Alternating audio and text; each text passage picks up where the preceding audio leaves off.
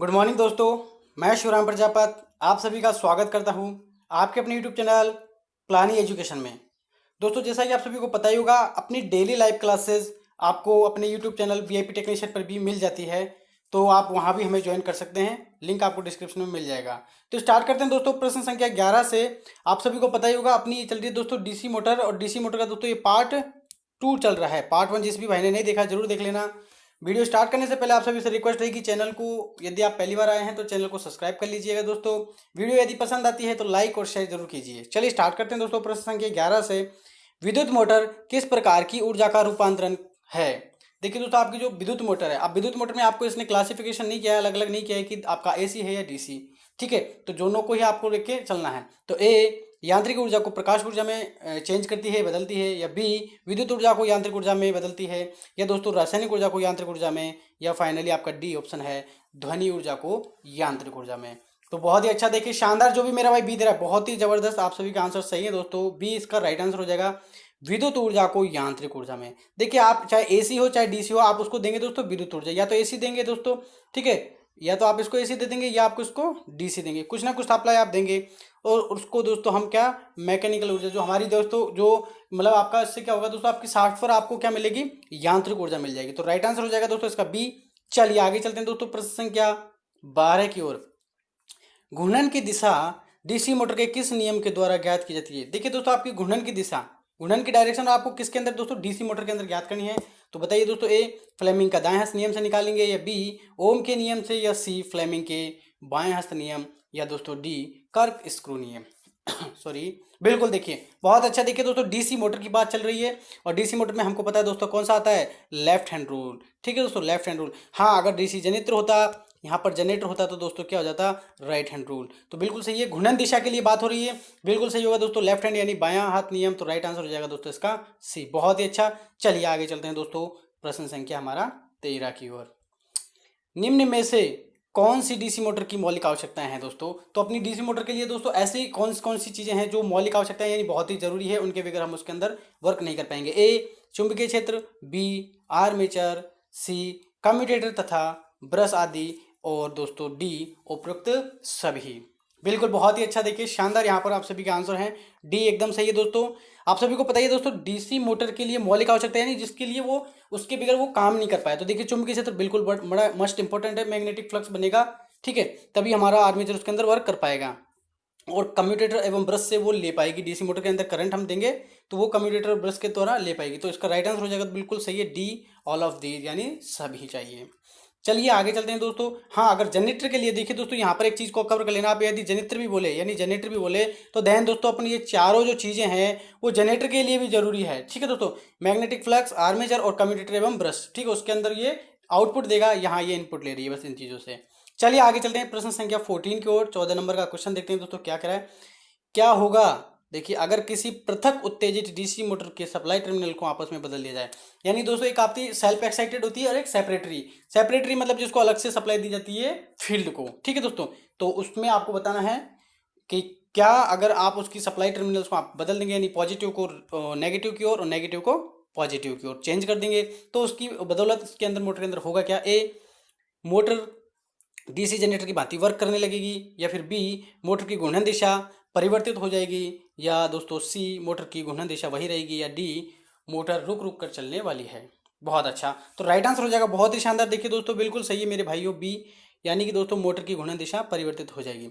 यानी आपने प्लस की जगह माइनस और माइनस की जगह प्लस रख दिया, तो दोस्तों आपकी जो पृथक उत्तेजित है यानी सेपरेटरी, ठीक है, तो उनमें क्या होगा दोस्तों, उसकी डायरेक्शन चेंज हो जाएगी, घूर्णन दिशा। ठीक है, हाँ, अगर इसी के लिए आप कहें कि स्वयं उत्तेजित में, ठीक है, पृथक उत्तेजित है वो स्वयं उत्तेजित होती है, सेल्फ एक्साइटेड, ठीक है, अगर उसकी बात करें तो दोस्तों उसके अंदर हो जाएगा ये नहीं आएगा उसका आंसर, ठीक है, उसके अंदर हो जाएगा कोई भी चेंज नहीं आएगा, ठीक है, यानी मोटर की घूर्णन दिशा वही रहेगी। अगर पृथक उत्तेजित है चेंज हो जाएगी, स्व उत्तेजित है तो मतलब आपकी घूर्णन दिशा वही रहने वाली है, क्योंकि फील्ड और आर्मेचर दोनों के अंदर उसकी चेंज हो जाती है, क्योंकि स्व उत्तेजित होती है ना उसके अंदर। चलिए आगे चलते हैं दोस्तों, 15 नंबर के क्वेश्चन कि आरोपित विद्युत वाहक बल तथा डीसी मोटर में प्रेरित विद्युत वाहक बल को आपस में प्रतिक्रिया क्या होती है। यानी एक तो आप जो मेन वोल्टेज दे रहे हो दोस्तों वो, और एक जो बैक ईएमएफ आपका, ठीक है, आरोपित विद्युत वाहक बल बैक ईएमएफ बनता है जो आर्मेचर के अंदर जनरेट होता है, ठीक है, आर्मेचर कॉइल्स के अंदर। तो आपस में एक दूसरे के प्रति कैसा काम करते हैं, दूसरों को एक दूसरे को हेल्प करते हैं, एक दूसरे का विरोध करते हैं। तो राइट आंसर देखिए जल्दी से बताइए। ए क्या दोस्तों एक दूसरे की सहायता करेंगे, बी विरोध करने वाले होते हैं, या कोई प्रतिक्रिया आपस में नहीं होती है, या दोस्तों आर्मेचर करंट के वृद्धि करने वाला होता है। बहुत ही अच्छा, देखिए शानदार मेरे भाई जो 15 नंबर के क्वेश्चन में आंसर दे रहे हैं भी, बहुत ही शानदार। विरोध करते हैं दोस्तों, तो आपने देखा होगा दोस्तों हमारा विरोधी प्रकार का होता है बैक ईएमएफ, ठीक है। और आरोपित विद्युत वाहक मतलब उसकी वजह से ये जनरेट होता है, तो ये इसी का विरोध करता है, इसलिए दोनों आपस में एक दूसरे का विरोध करते हैं। अगर यहाँ करंट निकालते हैं तो हम यही निकालते हैं ना कि V माइनस EB, ठीक है, तो यानी लैस होते हैं एक दूसरे में से। चलिए आगे चलते हैं दोस्तों, प्रश्न संख्या 16 की ओर। 16 नंबर का क्वेश्चन जो भी मैं आपको फॉर्मूला पिछले बताने जा रहा था, वो फॉर्मूला पूरा तरीके से यहाँ आपको बताना है कि करंट की मात्रा जो डीसी मोटर द्वारा दोस्तों स्रोत से ली जाती है। यानी आपका दोस्तों आपने किसी मतलब डीसी मोटर है, आप इसको क्या देंगे दोस्तों, सप्लाई देंगे, बिल्कुल जाहिर सी बात है, प्लस माइनस यानी डीसी सप्लाई इसको आप दे देंगे। तो डीसी सप्लाई जब इनको देंगे तो ये कितना करंट लेगी, कौन से फॉर्मूले से आप सेटिस्फाइड कर पाएंगे, तो जल्दी से बताइए A B C D में से आपका कौन सा राइट आंसर होगा। बहुत ही शानदार, देखिए दोस्तों 16 का बहुत जबरदस्त आंसर आप सभी का, ए इसका राइट आंसर हो जाएगा। बहुत ही अच्छा दोस्तों, ए राइट आंसर हो जाएगा। ए कैसे होगा, अब वो ये कि हमें दोस्तों हमारा आर्मेचर है भाई, इस तरह से करंट कहाँ लेगा, आर्मेचर करंट लेगा। अब आर्मेचर की करंट यानी IA, आर्मेचर की करंट निकालेंगे तो भैया आर्मेचर का रेजिस्टेंस ही तो जाएगा, क्योंकि हमारा फॉर्मूला क्या होता है, I बराबर B/R, यही होता है ना नॉर्मल फॉर्मूला जो ओम ने दिया है कि I बराबर B/R। तो R किसका लेंगे हम, आर्मेचर का ही रेजिस्टेंस तो लेंगे। अब मेन वोल्टेज जो वोल्टेज है ना वो आर्मेचर में कितना आ रहा है, तो वोल्टेज देखिए सप्लाई वोल्टेज तो V होता है, माइनस अगर बैक ईएमएफ उसके अंदर जनरेट हो जाता है तो उसको हम इसमें से काट देते हैं, बचा कुचा करंट जो है अपना आर्मेचर रख लेता है अपने पास। मतलब समझ में आना चाहिए कि B माइनस EB अपॉन में दोस्तों RA, ये होगा, यानी ए इसका राइट आंसर हो जाएगा। ये लेस क्यों करते हैं आप सभी को पता ही है, ये तो आरोपित वोल्टेज हो गया और EB दोस्तों उसके अंदर जनरेट हो गया। फाइनली जो आपस में एक दूसरे का विरोध करने के बाद जो बचता है वो फाइनल वोल्टेज बच जाता है, यानी जो आर्मेचर अपने पास करंट ले रहा है। तो हम कह सकते हैं VA RA और IA निकाल रहा है, ठीक है। कई बार फॉर्मूला इस फॉर्मेट में भी आ जाए तो भी ये राइट आंसर हो जाएगा। BA लिख देते हो कई बार, वैसे आएगा नहीं लेकिन जनरली लिख देते हो आप, इसको भी आप ओके कर सकते हैं। चलिए आगे चलते हैं दोस्तों, प्रश्न संख्या 17 की ओर। देखिए दोस्तों डीसी मोटर की बनावट, डीसी मोटर की दोस्तों आपको बनावट देखनी है। ए डीसी जनरेटरों के समान हो जाती है, या बी डीसी जनरेटर से कोई तुलना नहीं कर सकते, या सी डीसी जनरेटरों के समान होती है केवल फ्रेम में बनावट में भिन्न हो जाती है, या दोस्तों संरचना और फ्रेम संरचना समान होती है, यानी संरचना और फ्रेम संरचना दोनों ही समान होती है। बहुत ही अच्छा, देखिए डीसी मोटर की यदि बात करें और ये जुड़ा किससे रहा है दोस्तों, आपके जनरेटर से। तो जनरेटर और डीसी मोटर में कितना सा अंतर होता है वो बिल्कुल आपको पता होना चाहिए दोस्तों, कि जब एक मोटर होगी दोस्तों तो पूरी पैक्ड होती है और लास्ट में यहाँ पर जो खांचे होते हैं ना वो जाली उसके ऊपर कवर होती है, जो हम यहाँ पर देखते हैं ना इसकी छोटी छोटी स्लॉट्स कटी रहती, मतलब जो इसके बीच में एक स्पेस रहता है, ठीक है, तो वहाँ पर एक जाली लगती है। अब जबकि आपका जनरेटर होता है ना दोस्तों, तो लास्ट में जहाँ यहाँ पे खांचे कटे होते हैं बॉडी के अंदर, आर्मेचर साइड में ध्यान रखना कभी भी, जहाँ सॉरी कम्यूटेटर साइड में ना, कम्यूटेटर जिस साइड में होगा ना वहाँ खांचे छूटे होंगे बड़े बड़े, वहाँ से आप कार्बन ब्रश को इंटरनली देख सकते हो। तो ये जो खांचे होते हैं ना इन पे कोई जाली नहीं होती, यहाँ से आप आराम से इंटरनली पार्ट्स को देख पाते हैं। तो राइट आंसर हो जाएगा दोस्तों, बिल्कुल सही होगा कि संरचना तो बिल्कुल डीसी के जनरेटर के समान होगी बिल्कुल, लेकिन केवल फ्रेम में थोड़ी सी भिन्नता होती है। और फ्रेम में क्या भिन्नता होती है, इसमें डक्ट ज़्यादा होते हैं, ठीक है, यानी इसके अंदर मतलब आपके एयर पास के लिए कम जगह होती है, डक्ट कम होते हैं, और जनरेटर में डक्ट ज़्यादा होते हैं, यानी बहुत बड़े बड़े छेद हो जाते हैं एक तरीके से, ठीक है। कभी भी देखना तो खुला हुआ ज़्यादा मिलेगा आपका जनरेटर और पैक्ड मिलती है आपकी डीसी मोटर, ठीक है। चलिए आगे चलते हैं दोस्तों, प्रश्न संख्या 18 की ओर। निम्नलिखित किन तथ्यों पर बैक ईएमएफ निर्भर करता है, निम्नलिखित किन तत्वों पर बैक ईएमएफ, आपका बैक ईएमएफ किस पर निर्भर करता है, तो ए आर्मेचर के समानांतर पथों की संख्या पर दोस्तों, या बी मोटर की गति पर, या सी प्रतिध्रुव फ्लक्स पर, या दोस्तों डी उपरोक्त सभी पर। चलिए जल्दी से आंसर दीजिए प्रश्न संख्या 18 का। बहुत अच्छा, देखिए दोस्तों प्रश्न संख्या 18 का जो भी मेरा भाई आंसर दे रहा है डी एकदम सही है दोस्तों, बिल्कुल सही है डी। अब कैसे डी सही है, थोड़ा सा हम इसका फॉर्मूला देख लेते हैं दोस्तों।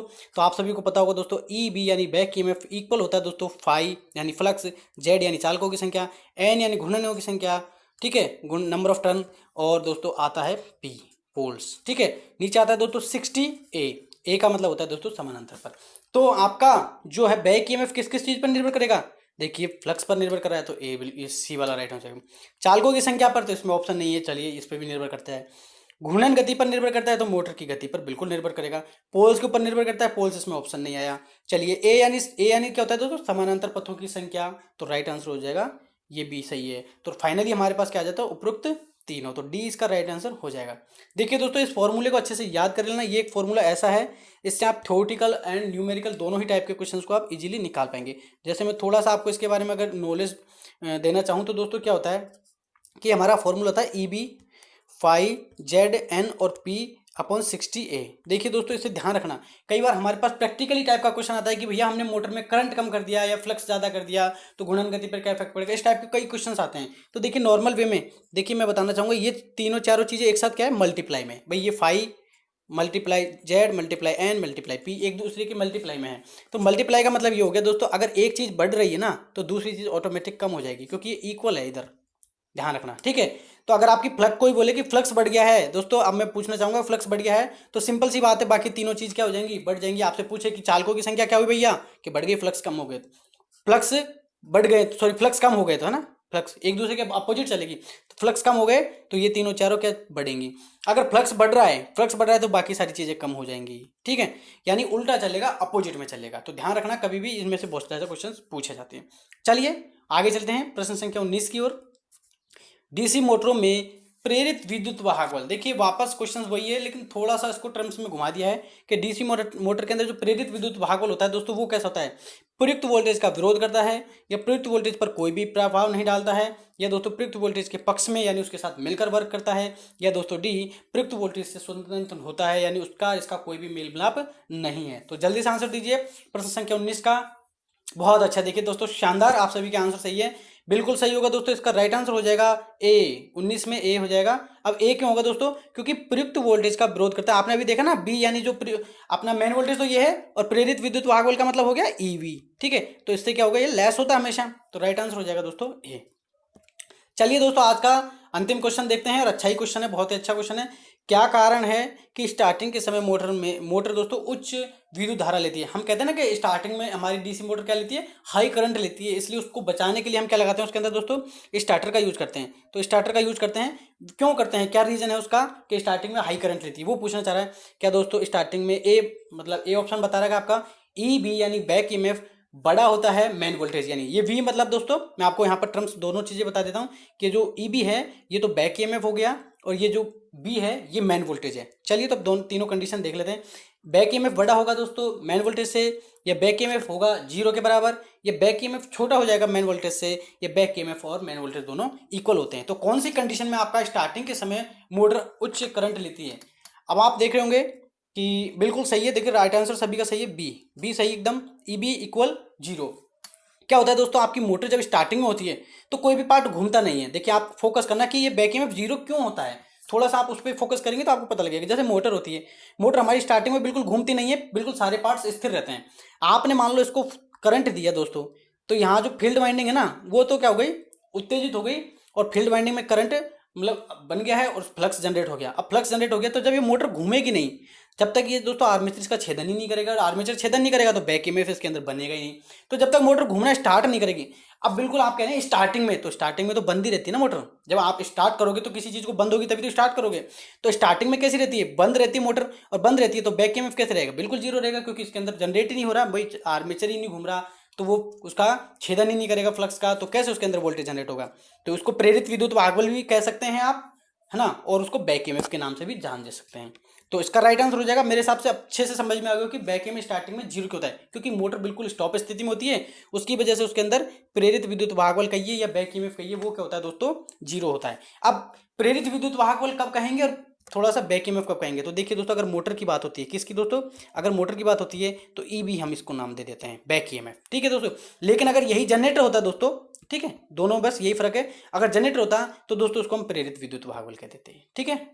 तो ये फोकस करना कि कब प्रेरित विद्युत वाहक बल कब कहना है, कब इसको बैक ईएमएफ कहना है। तो देखिए दोस्तों क्लास कैसी लगी जरूर बताइए कमेंट्स बॉक्स में, और भी बेहतर क्लासेस हम आपके लिए कंटिन्यू चलाएंगे। आप अपना सहयोग और प्यार देते रहें, क्लास को जितना हो सकता है देखिए, अगर पसंद आई हो किसी भी मेरे भाई को तो लाइक जरूर करके जाए, शेयर कर दीजिए, और चैनल पर यदि मेरा भाई कोई पहली बार आया है तो सब्सक्राइब कर लीजिए। ओके, तो मिलते हैं दोस्तों नेक्स्ट क्लास में, बाय बाय।